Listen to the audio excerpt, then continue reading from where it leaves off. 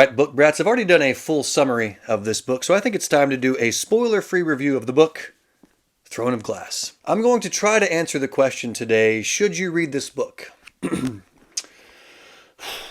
So let's begin. So this book is in the young adult fantasy genre. Some people say it's romantasy, but that's not true. I mean, there's one character who has an adorable crush on another character, so at the very least, it's crush-antasy. So being young adult fantasy, we will be judging this book today based on the following criteria. Number 1, writing. Number 2, world building. Number 3, characters. Number 4, plot. And number 5, vibe. And you may be thinking, what the heck is vibe? Why is that part of your criteria? I don't know. I needed a 5th one and I couldn't think of anything else. So let's start with number 1, writing. I'll just cut to the chase and say this. The writing in this book is no bueno. That's Spanish for no good. I don't know if you knew that or not. I mean, sometimes the writing is good, and sometimes the writing is bad, and sometimes the writing is weird. It's like it can't make up its mind. It's like a ransom note cut out of a bunch of books. And I know what you're going to say. You're going to say she was only 16 when she wrote it. Fine. Let's put this on the fridge then. I will say this, though. It's impressive for a 16-year-old.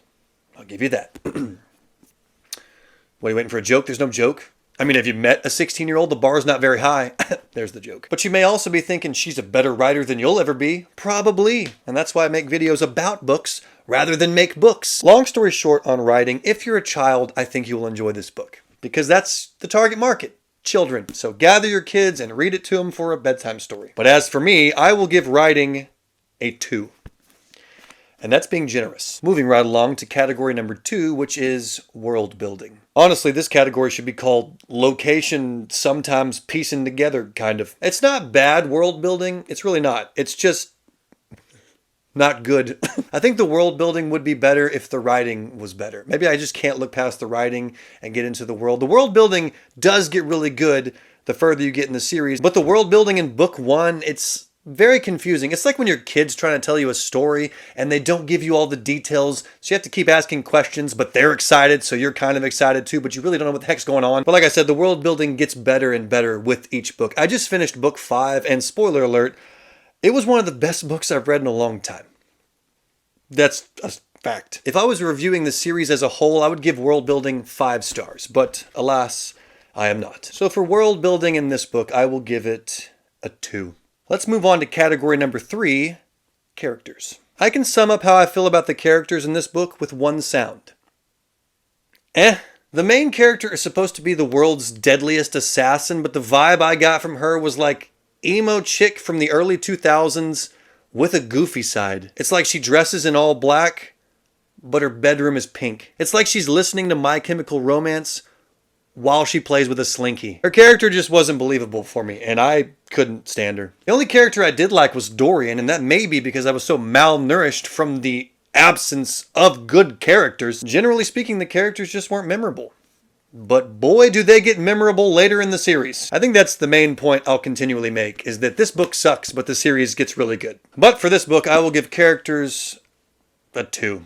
Moving along to category number 4, plot. The plot was nothing special. It was a good story that was not executed properly. It kind of reminded me of Harry Potter and the Chamber of Secrets for various reasons, but I can't give you the reasons because that would give away some things, so just know they're very similar. That could also be me projecting Harry Potter onto every single book I read, but I think teenagers would enjoy the plot because, once again, this is a young adult book. It's romantasy. Shut up. Basically, the plot is captured assassin goes to a tournament to try to win her freedom. And that's about it. And I'll say this also. There are 0 plot twists in this book. It is a beeline straight to the end. Throughout reading this book, you will find yourself thinking, wow, that happened exactly how I thought it would. But it's an interesting idea. So I'm going to give plot 2.5. And moving on to our final category, vibe. Like I said, I just needed something for number 5 and I couldn't think of anything. So how did the book make me feel? You know what I mean? Like, what was the vibe I got from it? Basically, the vibe I got was, this was written by a young girl who was trying her best. I just picture the author at 16 years old with pigtails and braces sitting at her desk writing and thinking, this is going to be so edgy. What was the vibe I got? How did the book make me feel? I guess would be a better way to phrase that.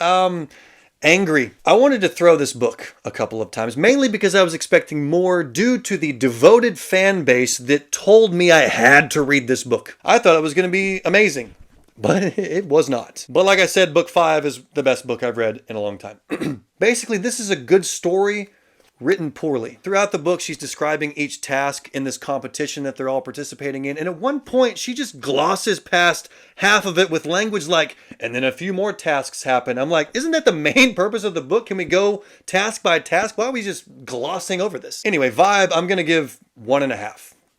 And I still don't know what I mean by vibe or how I would even rate it. In conclusion, this book is a poor start to a great series. But when I say great, it doesn't pick up till Heir of Fire, which is book 4. I take that back. The last 100 pages of book 2 got pretty good, but then you go into Assassin's Blade if you even want to read that, but that's a conversation for another video. Long story short, I give this book a 2. No more, no less. Just a hard 2. Which brings me to the question, should you read this book? No. But a better question would be, should you read this series? And the answer to that is definitely yes. But only if you're ready to wade through a bunch of crap to get to something beautiful. Books 4 and 5 are really good, and I would highly recommend those to any fantasy lovers out there. But unfortunately, if you want to take that joyride, you have to stop at the DMV. That about wraps up this video. What did you think of Throne of Glass? Did you agree with my assessment? Do you have your own ideas and opinions? Drop them in the comments, and I will see you in the next video.